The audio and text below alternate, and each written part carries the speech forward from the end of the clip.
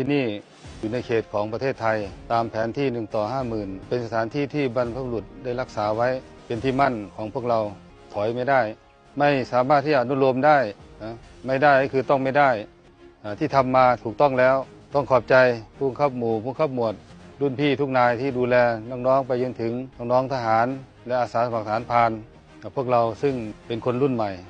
เป็นนักรบที่ต้องดูแลความมั่นคงของประเทศชาติรักษาอธิปไตยในบริเวณแห่งนี้เป็นความรับผิดชอบโดยแท้จริงแล้วก็ความรับผิดชอบต่อประเทศชาติบ้านเมือง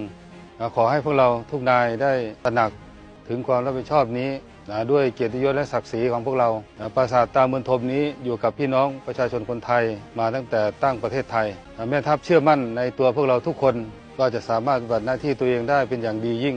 ขอให้พวกเราได้ตระหนักเสมอว่าผู้บังคับบัญชาแม่ทัพผบ.พลผู้การทหารบกผู้บัญชาการสูงสุดของพวกเราผู้บังคับการกรมอยู่กับพวกเราตลอดเฝ้าติดตามให้กำลังใจพวกเราเสมองั้นเราอยู่ที่นี่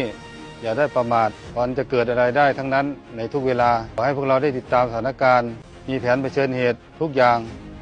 ไม่ว่าจะเป็นกลางวันและกลางคืนดูแลสุขภาพตนเองให้ดี